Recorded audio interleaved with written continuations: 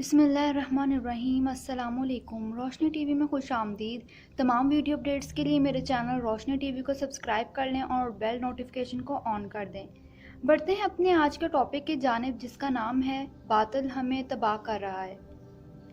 میرے عزیزو، وقت بڑی تیزی سے گزر رہا ہے۔ کہیں ایسا نہ ہو کہ بڑھاپا دستک دینے لگے، بیماریاں حملہ کرنے لگیں، اولاد نظریں چرانے لگے اور پھر ہم کہتے کاش میں توبہ کر لیتا، ہائے کاش میں اللہ کو راضی کر لیتا۔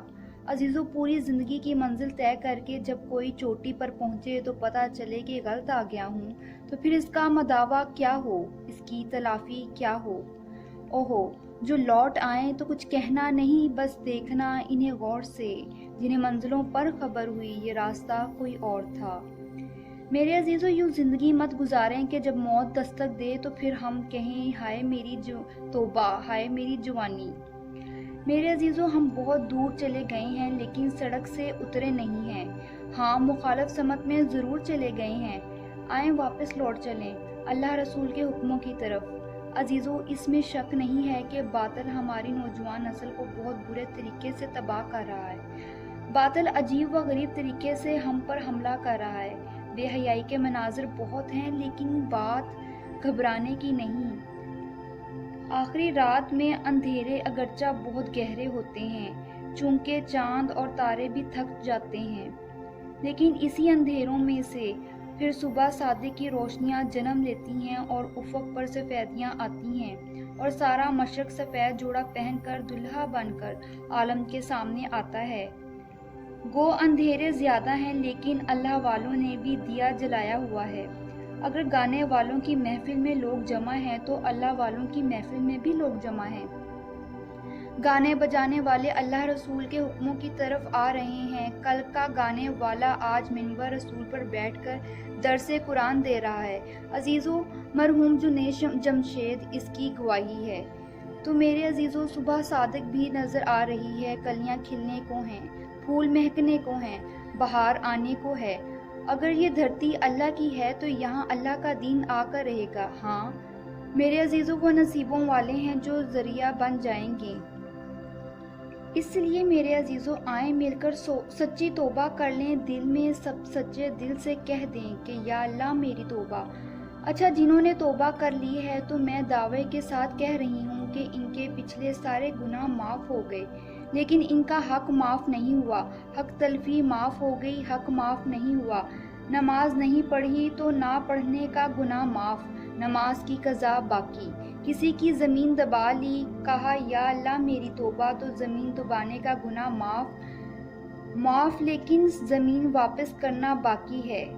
جس کی دبائی ہے اس کو واپس کرنا باقی ہے۔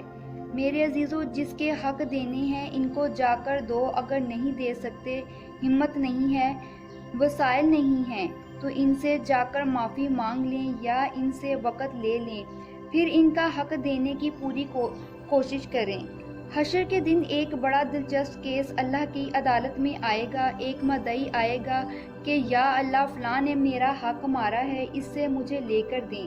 اب مارنے والا توبہ بھی کر چکا تھا اور اس سے معافی بھی مانگ چکا تھا اور دینے کی بھی کوشش کر چکا تھا، لیکن کوشش کے باوجود دے نہ سکا۔ اللہ تعالیٰ مدعی سے کہیں گے میں تجھے اس سے کیا لے کر دوں گا؟ وہ کہے گا یا اللہ اس سے مجھے نیکیاں لے کر دیں۔ اب اللہ سب کچھ جانتا ہے، پھر اللہ دینے والے کا وکیل صفائی بن جائے گا۔ اللہ کہے گا کہ اس کے پاس ہے ہی کچھ نہیں، میں تجھے کیا لے کر دوں؟ مدعی کہے گا اگر اس کے پاس کچھ نہیں ہے تو پھر میرے گناہ اس کے پلے ہی ڈال دیں۔ اللہ کہے گا اچھا ذرا تو اپنے اوپر تو دیکھ۔